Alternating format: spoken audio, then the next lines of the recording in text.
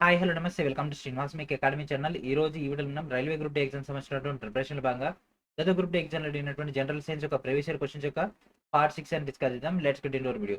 Already మనం previous గానే 5 chemistry parts అయితే కంప్లీట్ చేసుకున్నాం కదా. ఇంకా ఎవరైతే యొక్క ప్రీవియస్ కెమిస్ట్రీ పార్ట్స్ చూడలేదు దయచేసి వాళ్ళందరూ కూడా యొక్క ప్రీవియస్ కెమిస్ట్రీ పార్ట్స్ చూసిన తర్వాత ఈ యొక్క క్లాస్ వస్తే మీకు కంటిన్యూషన్ రావడం జరుగుతుంది. అండ్ ప్రతి ఒక్కరు కూడా వీడియోని లైక్ చేసి ఛానల్ని ఇంకా సబ్స్క్రైబ్ చేయకుండా వెంటనే సబ్స్క్రైబ్ చేయండి. So this is our new channel Srinivas make academy channel. Already మనం 5 పార్ట్స్లో మనం మేజర్గా కొన్ని ఇంపార్టెంట్ అయినటువంటి చాప్టర్స్ కవర్ చేసుకున్నాం కదా. లాస్ట్ వీడియోలో మనం ఏం కవర్ చేసుకున్నాము, ఏం స్టార్ట్ చేయడం జరిగింది చెప్పండి? కెమికల్ రియాక్షన్స్ కదా. ఈ రోజు ఈ యొక్క వీడియో మొత్తం కూడా కెమికల్ రియాక్షన్స్ ఉంటుంది. ఇంకొక 1 or 2 క్లాసెస్లో కెమికల్ రియాక్షన్ కూడా కంప్లీట్ అయిపోద్ది. ఈ యొక్క క్లాస్ చాలా కేర్ఫుల్గా వినండి. మధ్యలో ఎక్కడ కూడా స్కిప్ చేయకండి. స్కిప్ చేస్తే మీకే ఏం అర్థం కాదు. Okay. And first question, which of the following is are examples of exothermic reaction? ఈ కింద వాటిలో ఏది ఉష్ణమోచక చర్య? ఓకేనా. సో ఉష్ణమోచక చర్య యొక్క ఉదాహరణలు ఈ కింద వాటిలో ఏది ఉష్ణమోచక చర్య? ఉష్ణమోచక అంటే ఏంటిదంటే ఎక్స్పెరిమెంట్ అయిపోయిన తర్వాత మనకి హీట్ అనేది రివీల్ అవ్వాలి. అంటే మనం ఇప్పుడు ఒక కట్టెను కాల్చినాం అనుకోండి, దాని నుంచి ఏమొస్తుంది? బొగ్గు వస్తుంది. ఓకే, దాంతోపాటు హీట్ అనేది రావడం జరుగుతుంది. ఓకే, అండ్ అదేవిధంగా తడి చున్నాన్ని తయారు చేస్తే హీట్ అనేది వస్తుంది. మామూలుగా పొడి చున్నాన్ని తీసుకొని నీళ్ళలో కలిపి దాంట్లో చేయబెట్టండి, మొత్తం వేడిగా బొబ్బలు వస్తాయి. ఓకే, ఇట్లా బుడగలు వస్తాయి, గాలి బుడగలు వస్తాయి. తర్వాత అదంతా కూడా వేడి అయిపోతుంది. మీరు ఆ గిన్నె బయటకు పట్టుకోవాలి, లోపల పట్టుకోవద్దు. ఓకేనా. ఒక గిన్నె తీసుకోండి, ఒక స్టీల్ది. దాంట్లో కొద్దిగా సున్నం వేయండి. ఇట్లా ఉంటుంది కదా, సో కొద్దిగా వైట్ సున్నం సున్నం ఉంటుంది కదా, దాంట్లో వేసి వాటర్ పోయండి. వాటర్ పోసి గిన్నె బయటకి ఇట్లా పట్టుకోండి, హీట్ అవుతుంది. దాని నుంచి ఏమవుతుంది? హీట్ అనేది రిలీజ్ అవుతుంది. అండ్ బర్నింగ్ ఆఫ్ న్యాచురల్ గా సహజ వాయువును కనుక కాల్చినట్లయితే, అంటే వెహికల్స్ లో వాడేటటువంటి సిఎన్జీ కానీ మన ఇండ్లలో వచ్చేటటువంటి బ్యూటేన్ కానీ, అంటే ఒక ఎల్పిజి కానీ వాటన్నిటిలో ఏముంటుంది? న్యాచురల్ గ్యాస్ అనేది ఉంటుంది. కాబట్టి దాన్ని బర్న్ చేసినా మనకి హీట్ అనేది వస్తుంది. నెక్స్ట్ వచ్చేసరికి రెస్పిరేషన్ అంటే శ్వాసక్రియ. మీరందరూ మీ యొక్క చేతి వేలిని ఒక దగ్గర పెట్టుకోండి. మీరు నిశ్వాస అంటే లోపల నుంచి గాలి బయటకు వదిలేటప్పుడు మీకు వేడిగా రావడం జరుగుతుంది.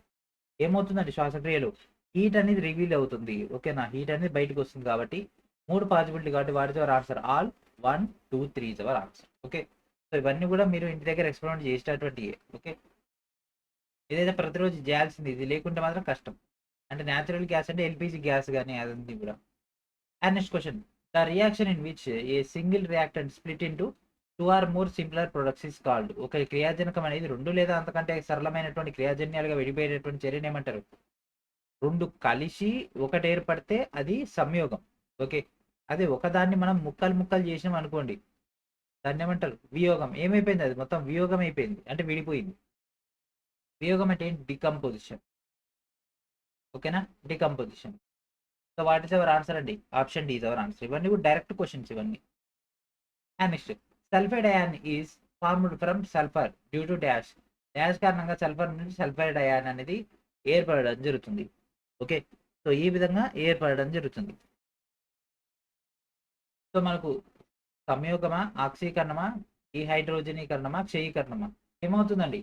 సంయోగమా, ఆక్సీకరణం, డిహైడ్రోజేషన్ అండ్ అక్షయీకరణ. ఎస్, క్షయీకరణం అవుతుంది. ఇక్కడ చూడండి సల్ఫైడ్. సో సల్ఫైడ్ కన్నా తీసుకుంటే ఇక్కడ సల్ఫైడ్ అయాన్ అంటే ఎస్ అనేది ఉంది. ఇక్కడ ఎస్ 2- అనేది రావడం జరుగుతుంది. 2- అంటే 2 ఎలక్ట్రాన్లు యాడ్ అవుతున్నాయి అంటే అది reduction.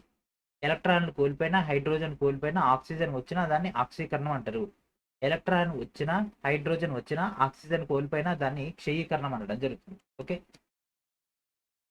In a balanced chemical reaction like one shown below, the values of A B C D respectively are dash.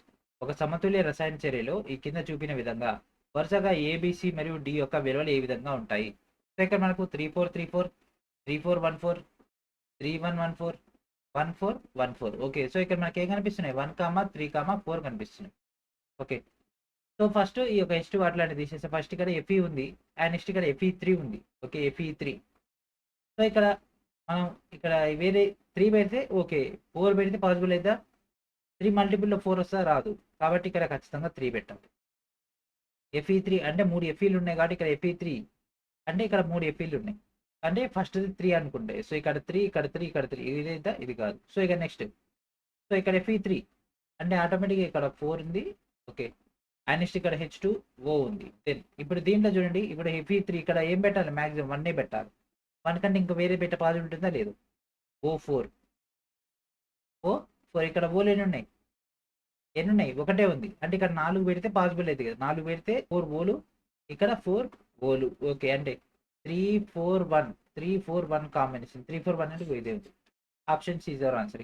అంటే ఇక్కడ 4 పెట్టేస్తే H2 అంటే 8, ఇక్కడ 4 × 2 8. ఓకే, సో ఇప్పుడు మనకు మ్యాచ్ అవుతుంది. Option C is our answer. ఇంతే, మీరు కూడా బ్యాలెన్స్ చేయడమే ఎప్పుడైనా సరే. చూడండి, ఇక్కడ 3 Fe ఉంది, Fe 3 ఉంది. సో ఇక్కడ కింద రాసినా ఇక్కడ రాసినా సరే దాని విలువ అంతే. ఓకే, సో ఇట్లా రాసిండు అనుకోండి, అప్పుడు 3 2 అనుకోవాలి, 3 2 6 అట్లా వస్తుంది. ఒకవేళ 3 Fe 3 ఉందనుకోండి, 3 3 9 అట్లా అయినా. Okay, double displacement reaction take place with dash తో ద్వంద్వ స్థానభ్రంశ చర్య జరుగుతుంది. Okay, so double displacement. So మనకు అక్కడ అవక్షేపాలు ఏర్పడతాయి, వాయువు యొక్క పరిమాణము రంగులో మార్పు అనేది రావడం జరుగుతుంది. సో మనకు ద్వంద్వ స్థానభ్రంశం జరిగినప్పుడు అవక్షేపాలు అనేవి ఏర్పడతాయి ఖచ్చితంగా. అండ్ దాంతోపాటు మనకు అక్కడ డిస్ప్లేస్మెంట్ అవుతుంది కాబట్టి దానివల్ల పదార్థాల యొక్క స్థితి మారిపోతుంది కాబట్టి వాటిలో రంగులో మార్పులు కూడా రావచ్చు. కాబట్టి వాయువుల యొక్క పరిమాణం అనేది మనకు అంత సాటిస్ఫై లేదు. సో 1 3 అనేది కరెక్ట్ పాసిబిలిటీ అవుతుంది కాబట్టి option D is our answer. So దీనికి సంబంధించి ఎక్స్పెరిమెంట్ చేస్తూ ఉంటే మీకు ఐడియా ఆటోమేటిక్గా వచ్చేస్తుంది. సో ఇక రియాక్షన్లో మనకి ఒక అయాన్స్ అనేవి ఎక్స్చేంజ్ అవుతూ ఉంటాయి కదా మనకి దీంట్లో. ఈ యొక్క డబల్ డిస్ప్లేస్మెంట్ అంటే ఈ యొక్క ద్వంద్వ స్థానభ్రంశ చర్యలు. సో దీని యొక్క చేంజెస్లో భాగంగా మనకు ఆ యొక్క పదార్థాల యొక్క డేటా ఏదైతే ఆ యొక్క నేచర్, ఆ యొక్క స్వభావం మారిపోతూ ఉంటుంది కాబట్టి ఆటోమేటిక్గా రంగులో మార్పులు కూడా వచ్చే అవకాశం ఉంటుంది. అంటే పొటాషియం ఒక రంగు ఉంటుంది, కాల్షియం ఒక రంగు ఉంటుంది, అట్లా వేరు వేరు ఉంటాయి కదా దాన్ని బట్టి. సోడియం ఒకటి ఉంటుంది. Which are the following reactions will be considered as double displacement reaction? ఈ కింద వాటిలో దేన్ని మనం ద్వంద్వ స్థానభ్రంశ చర్యగా పరిగణిస్తారు? ద్వంద్వ అంటే ఏంటిది? 2 అంటే 2 సార్లు మనకు స్థానభ్రంశం చెందాలి, లేదా 2 ఎలిమెంట్లు మనకు స్థానభ్రంశం చెందాలి, లెఫ్ట్ సైడ్ నుంచి రైట్ సైడ్కి. ఓకే, సో అట్లా ఏమేమి ఉన్నాయి? జడన్ ఇక్కడ Cl3 ఉంది, ఇక్కడ Cl2 ఉంది, అంటే ఇది బ్యాలెన్స్ కాలే అసలు కెమికల్ ఈక్వేషన్. 2 ఓలు ఇది. ఓకే, Mgకి ఇక్కడ Mg ఇక్కడ 2. ఓకే, ఇది కాదు యాక్చువల్గా H2కి H2, CO3 CO2, కానీ ఇది కూడా కాదు, కెమికల్ ఈక్వేషన్ కాదు. సో మనకు ద్వంద్వ స్థానభ్రంశం అంటే ఇక్కడ చూడండి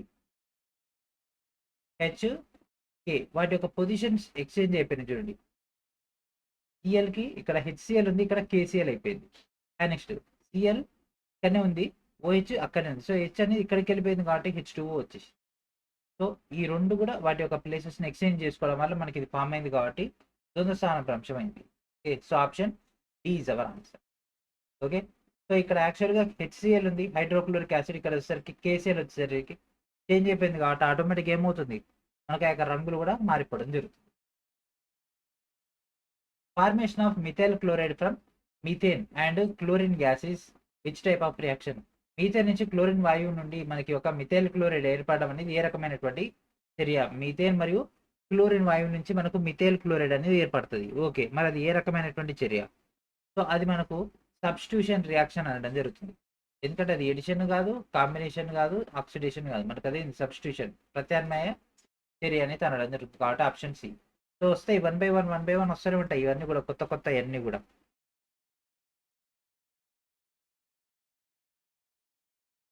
అండ్ నెక్స్ట్ ఇక్కడ చూడండి, ఇక్కడ కూడా మనకు అంతే ద్వంద్వ స్థానభ్రంశ చర్యను అయితే అడగడం జరిగింది. ఓకే, సో అక్కడ ఎక్స్చేంజ్. సో ఇది చూడండి, Na2SO4 BaCl2, Na2 దీనికి Ba దీనికి షిఫ్ట్ అయిపోతే ఏమవుతుంది, BaSO4కి BaSO4, Na2Cl2 2NaCl. Yes, so ఇది పర్ఫెక్ట్గా వచ్చింది. మిగిలినవి చూద్దాం. FeSO4 ఇక్కడ ఆల్రెడీ Fe కాపర్, ఇట్లా కాదు, ఇక్కడ అడిగింది ద్వంద్వ స్థానభ్రంశం అంటే డబల్ అవ్వాలి, అంటే ఇది ఇక్కడికి వెళ్ళిపోతే మళ్ళీ ఇక్కడికి వచ్చేది ఏముంది, ఇక్కడ ఏం లేదు కదా దాని పక్కన, కాబట్టి ఇది కాదు. PbCaCl ఇవన్నీ కూడా సింగిల్, ఇది కాదు. ZnCuSO4 జడన్కి జడను, SO4కి SO4, ఇది కూడా కాదు, 3 కాదు అంతే. మనం ఫస్ట్ చెక్ కనిపించిందే అది 4th కాబట్టి option D is our answer. బాగా ప్రాక్టీస్ చేస్తుంటే మీరు కూడా నా లెక్కే ఐతోటే అబ్జర్వ్ చేసేయచ్చు. ఓకే, ఆప్షన్ ఏంటిదండి? ఆప్షన్ ఏంటి చెప్పండి? Option D is our answer. Which of the following statements about the reaction below is are correct? ఈ కింది చర్యకి సంబంధించి ప్రకటనలో ఏది సరైంది? Okay, ZnO + C that implies 2Zn and CO2. ఇక్కడ ఆక్సిజన్ అనేది కోల్పోయింది ఇక్కడికి వచ్చేసరికి, అంటే ఆక్సిజన్ మిస్ అయింది. అండ్ నెక్స్ట్ ఇక్కడ మనకు ఆ యొక్క C కాస్త ఆక్సిజన్ వచ్చేసింది కాబట్టి CO2 గ్యాస్గా మారిపోయింది. ఓకే, సో ఇక్కడ ఆక్సిజన్ కోల్పోయింది కాబట్టి ఏమైంది, క్షయీకరణం చెందుతుంది. కరెక్టే. అండ్ కార్బన్కి ఆక్సిజన్ వచ్చింది కదా, కార్బన్కి ఆక్సిజన్ వచ్చింది కాబట్టి ఆక్సీకరణం చెందుతుంది. కరెక్టే. ఆల్రెడీ క్షయీకరణం అయింది, ఆక్సీకరణం అయితే అవ్వదు. కార్బన్ క్షయీకరణం అయితే అవ్వదు. కాబట్టి 1, 2 is our answer. Option D is our answer. Oxygen ని కోల్పోయినా లేదా ఎలక్ట్రాన్ ని తీసుకున్నా హైడ్రోజన్ ని తీసుకున్నా క్షయీకరణం అవుతుంది. ఆక్సిజన్ ని తీసుకున్నా ఎలక్ట్రాన్ ని కోల్పోయినా హైడ్రోజన్ ని కోల్పోయినా క్షయీకరణం అవుతుంది. Okay. For the following reaction balance the chemical equation with state symbols. Okay. So స్థితి చిహ్నాలతోటి సమతుల్యం చేయండి. ఓకే, ఇక్కడ మనకు మొత్తం కూడా ఇక్కడ డేటా అయితే ఇవ్వడం జరిగింది. So CO2 plus H2O that implies C6H12O6 plus 6O2 plus 6H2O. ఏంటి చెప్పండి, వాట్ ఈస్ దిస్? కిరణజన్య సమయోక్రియ, మన చిన్నప్పటి నుంచి చదువుతున్నటువంటి ఫార్ములా అనేది. కిరణజన్య సమయోక్రియ ఏంటిది? 6CO2 plus 12H2O. అవునా? CO2 plus 12H2O that implies C6H12O6 plus 6O2 plus 6H2O. So 6కి కార్బన్స్ కి ఇక్కడ 6 కార్బన్స్. ఓకే. అండ్ 6 2 12 ఆక్సిజన్లు, ఇక్కడ 6 ఇక్కడ 12 వచ్చినాయి, ఇక్కడ 12. ఓకే, మ్యాచ్ అవుతుంది. ఎందుకంటే ఇక్కడ 6 ఇక్కడ 6 12 అయిపోయినాయి అండ్ ఇక్కడ 12 అయిపోయినాయి. ఇక్కడ 12 2 24 హైడ్రోజన్లు వచ్చినాయి, ఇక్కడ 12 పోయినాయి, ఇక్కడ 12 పోయినాయి. Okay, perfect. సో ఇదే మోడల్ ఏముంది? 6 12, ఇక్కడ 6 12 ఉంది, ఇక్కడ 6 12 ఉంది. మరి ఈ రెండింటి డిఫరెంట్ ఏంది? 6H12O6 6O2 6H2O.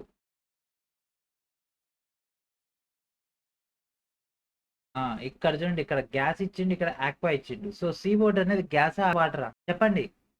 గ్యాసా లిక్విడా? గ్యాస్ కదా ఆప్షన్. కాబట్టి option A is our answer. So చూస్తున్నారు కదా, ఇందులో కూడా డేటాని మిస్ మ్యాచ్ చేసి ఇస్తాడు. ఓకే. సో వాట్ ఇస్ అండి answer? Answer option A is our answer. Decomposition reaction is when dash. వియోగ చర్య అనేది డాష్ కి సంబంధించింది. ఓకే. సో కింద మనకు 4 స్టేట్మెంట్లు ఇవ్వడం జరిగింది. దాంట్లో ఎప్పుడు ఏమవుతుంది? వియోగ చర్య అంటే ఏంటిది? ఒకదాన్ని ముక్కలుగా చేస్తే దాన్ని మనం వియోగ చర్య అని అంటాం. ఒకదాన్ని 2 లేదా 3 లేదా 4 అంతకంటే ఎక్కువైనా చేసుకోవచ్చు, అది మన ఇష్టము. ఓకే. సో డికంపోజిషన్ అంటే ఏంటిది? 2 లేదా అంతకంటే ఎక్కువ క్రియాజనకాలు ఒక జన్యాన్ని ఇస్తాయి కాదు, సంయోగానికి సంబంధించింది. సరళమైనటువంటి జన్యాలను ఇవ్వడానికి ఒక క్రియాజన్య ఇచ్చినం అవుతుంది. ఎస్, ఇది కరెక్టే. ఒక మూలకం జన్యాన్ని ఇవ్వడానికి మరొక మూలకాన్ని స్థానభ్రంశం చేస్తుంది. లేదు, ఇది కాదు. క్రియాజనకం సాధారణ జన్యాలుగా విచ్ఛిన్నమై విడుదలయ్యేటటువంటి శక్తిగా మారుతుంది. కాదు, ఇది కూడా కాదు. Correct is B. అంతే. మనకి ఏదైతే ఫండమెంటల్ ఉంటుందో ఆ ఫండమెంటల్ నుంచి మనం బయటికి పోకూడదు. బయటికి పోయినామో మళ్ళీ మనకే ప్రాబ్లమ్స్ వస్తాయి. ఇగో ఇట్లా కన్ఫ్యూజ్ చేస్తూ ఉంటాడు.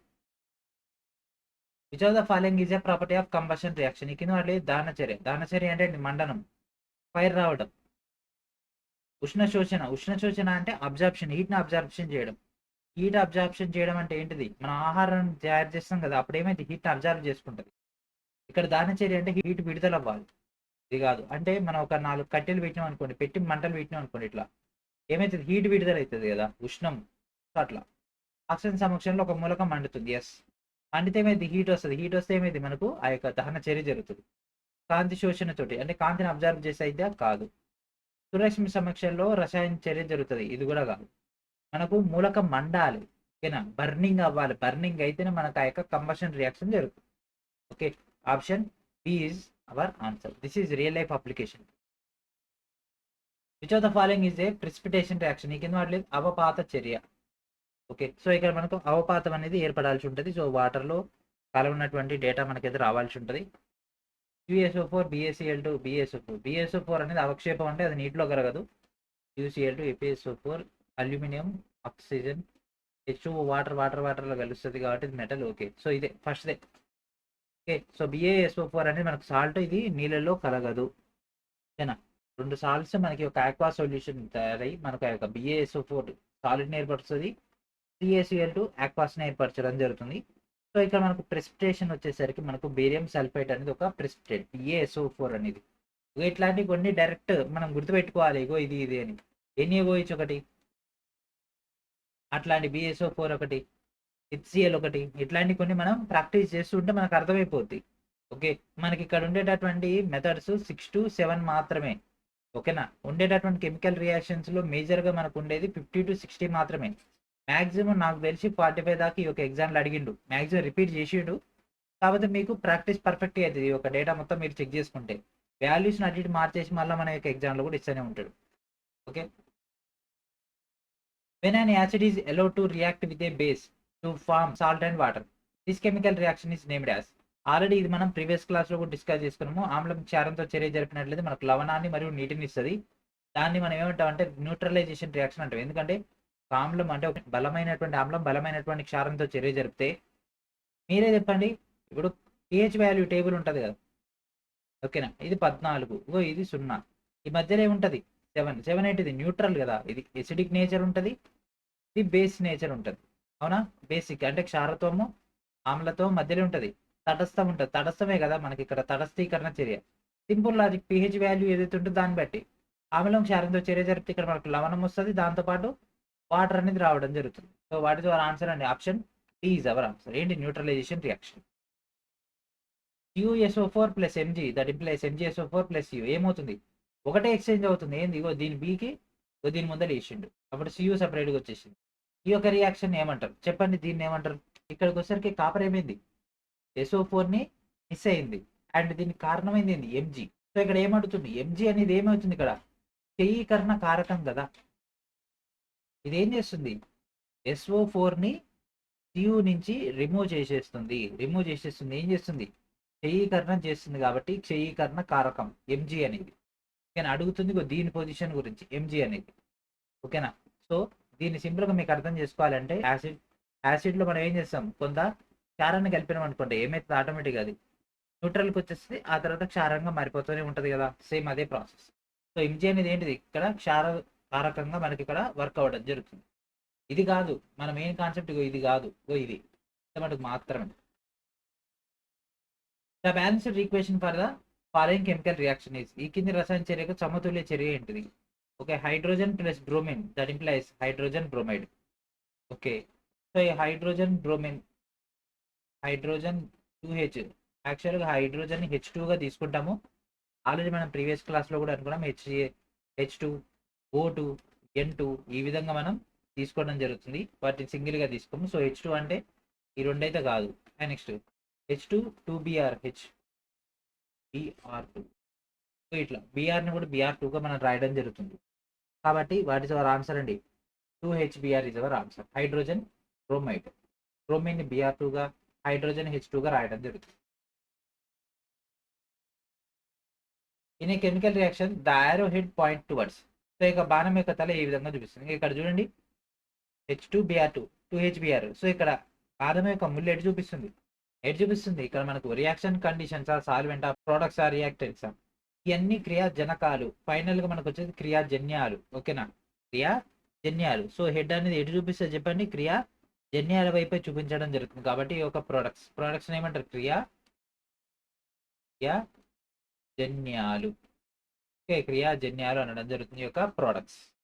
ఓకే, సో బాణం యొక్క తల దేనిని చూపిస్తుందండి, క్రియాజన్యాలను చూపించడం జరుగుతుంది. So the following statements about double displacement reaction is correct. ఈ కింద వాటిలో ద్వంద్వ స్థాన భ్రంశ చర్యల గురించి ఈ కింద వాటిలో ఏది సరైంది. ఓకే, సో ద్వంద్వ స్థాన భ్రంశానికి గురించి ఇక్కడ మనకు డేటా అయితే ఇవ్వడం జరిగింది. సో ఆలోచించండి ఏమై ఉంటుంది అనేది ఆన్సర్. ఇక్కడ రెండు క్రియాజనకాల మధ్య అయాన్ల మార్పిడి, ఎస్ ఇది కరెక్టే. ఒక క్రియాజనకం మాత్రమే అవసరం, ఒకటి కాదు. ద్వంద్వ అంటే పేరులోనే ఉంది, రెండు స్థాన భ్రంశం అంటే రెండు ఎలిమెంట్ల యొక్క ఎక్స్చేంజ్ అవ్వాలి ఒక సైడ్, ఆటోమేటిక్గా రెండో సైడ్ మనకి అది రిప్లికా అవుతుంది. క్రియాజన్యాల సంఖ్య ఒకటిగా ఉండాలి, లేదు క్రియాజన్యాల సంఖ్య 2 ఉంటుంది. క్రియాజనకం ఆర్గానిక్గా ఉండాలి, కాదు. సో రెండు క్రియాజన్యాల మధ్య అయాన్ల మార్పిడి జరిగితే దాన్ని మనం ద్వంద్వ స్థాన భ్రంశం అంటాం. ఇక్కడ చూడండి, ఇగో AgNO3 NaCl. ఓకే, ఇక్కడ మనం ఏం చేసినాం, ఏజీ తీసుకెళ్లి NaCl ఈ యొక్క Cl పార్ట్ని తీసుకున్నాము. ఇక్కడ ఉన్నటువంటి ఏజీ ఒకటి తయారైంది, NaNO3 ఇక్కడ మనకి ఇంకోటి వచ్చేసింది. చూస్తున్నారు కదా, ఇక ఈ రెండు కలిసి ఒక కాంబినేషన్, ఈ రెండు కలిసి ఒక కాంబినేషన్. అంటే ఆల్రెడీ మనం ప్రీవియస్ వీడియోలో ఇది చూసినాం, ABCD that implies AC plus BD. ఇది డబల్ ఈ యొక్క స్థాన భ్రంశం, ద్వంద్వ స్థాన భ్రంశానికి సంబంధించినటువంటి డబుల్ డిస్ప్లేస్మెంట్ సంబంధించినటువంటి ఫార్ములా. ఇది మీకు ఇంతకుముందు చెప్పిన కదా, A plus B that implies C, A implies B plus C. ఇట్లా మనం అనుకున్నాం, గుర్తుందా మీకు ప్రీవియస్ క్లాస్లో. మర్చిపోతే మన ప్రాబ్లం అవుతుంది, గుర్తుకుండాలండి ఇవన్నీ కూడా. సో దీంట్లో ఇది which of the following reactions is not an example of displacement reaction. ఈ కింద వాటిలో ఏది డిస్ప్లేస్మెంట్ రియాక్షన్కి ఉదాహరణ కాదు. డిస్ప్లేస్మెంట్ ఏంటిది? ఎక్స్చేంజ్ అవ్వాలి. ఎక్స్చేంజ్ అవ్వకుండా మనకి ఇక్కడ డేటా కావాలి అంట. చలో మనకి ఇక్కడ పీబీసీఈ ఓకే. సో ఇక్కడ సిఎల్2 అనేది దీనికి ఎక్స్చేంజ్ అయ్యింది, అంటే దీనికి వెళ్ళిపోయింది కాబట్టి ఇక్కడ ఎక్స్చేంజ్ అవుతుంది కాబట్టి ఇది మన యొక్క ఆన్సర్గా. ZnCuSO4 ఇక్కడ ఉన్నటువంటి SO4 అనేది దీనికి వెళ్ళిపోయింది, Q అనేది సెపరేట్ బయటకు వచ్చింది కాబట్టి ఇది కూడా కాదు. అంటే ఇక్కడ ఎక్స్చేంజ్ అవుతుంది కదా, QSO4 కాస్త ZnSO4 అయిపోయింది. Fe అండ్ ఇక్కడ ఉన్నటువంటి SO4 తీసుకొని FeSO4 అండ్ Cu అని మనకు సెపరేట్ వచ్చేసింది, ఇది కూడా కాదు. AgBr అనేది Ag+Br2గా మారిపోయింది యూజింగ్ ఆఫ్ సన్లైట్ కాబట్టి ఇక్కడ ఏమైంది, ఒక ఎలిమెంట్ అనేది 2 ఎలిమెంట్లుగా మారింది కాబట్టి ఇది వియోగ చర్య. సాంభ్రంశ చర్యకు ఉదాహరణ కానటువంటిది ఇది. Option B is our answer. మిగిలిన 3 కూడా యొక్క స్థానభ్రంశానికి చెందినటువంటి. ఆప్షన్ బి ఇస్ అవర్ వియోగ చర్య కాబట్టి option B is our answer.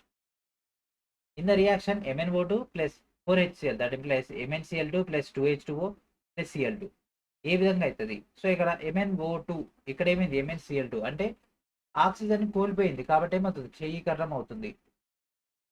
ఇక్కడ MnO2 పాయింట్ ఎట్లా ఇచ్చిండు కదా, ఇక్కడ MnO2 అనేది ఆక్సీకరణం అవుతుంది, MnO2 అనేది క్షయీకరణం అవుతుంది. సో ఇక్కడ ఆక్సిడైజర్ కాదు, రెడాక్స్ చర్య కాదు. ఎస్ అంతే. MnO2 అనేది MnCl2కి మనకు క్షయీకరణం చెందుతుంది కాబట్టి first one is our answer. ఇక్కడ MnCl2 అనేది MnO2 అయితే అది క్షయీకరణం అవుతుందా, అవ్వదు కాబట్టి ఇది కాదు, ఇది కూడా కాదు. So what is our answer and option A is our answer. Corrosion is a type of dash. తుప్పు అనేది డాష్ యొక్క రకం. తుప్పు అంటే ఏంటిదండి, మనం ఒక లోహాన్ని కనుక బయట వాతావరణంలో ఉంచితే కొంతకాలానికి దానిపై ఏర్పడేటువంటి ఒక అవక్షేపం అంటే అవపాతం. ఓకే, దానిపైన ఏం జరుగుతుంది, ఆక్సిడేషన్ ప్రాసెస్ జరుగుతుంది. గాలి ఉన్నటువంటి ఆక్సిజన్తో అది చర్య జరుపుతుంది, ఆక్సైడ్లతో అది చర్య జరుపుతుంది కాబట్టి అది ఆక్సీకరణ చర్య. ఓకే, కాపర్కి ఏమో బ్లూ కలర్లో రావడం జరుగుతుంది, మెటల్కి ఏమో మనకి ఒక రస్ట్ అనేది ఒక ఏ కలర్లో వస్తుంది, బ్రౌన్ కలర్లో రావడం జరుగుతుంది. ఒక్కొక్క దానికి ఒక్కొక్క కలర్ ఉంటుంది. ఆ యొక్క డేటాను పోగొట్టడానికి మనం ఏం చేస్తాం, ఐరన్ వాటికి ఏం చేస్తాం చెప్పండి, ఏ కోటింగ్ వేస్తాం, జింక్ కోటింగ్ వేయడం జరుగుతుంది కదా. So what is our answer, option C is our answer.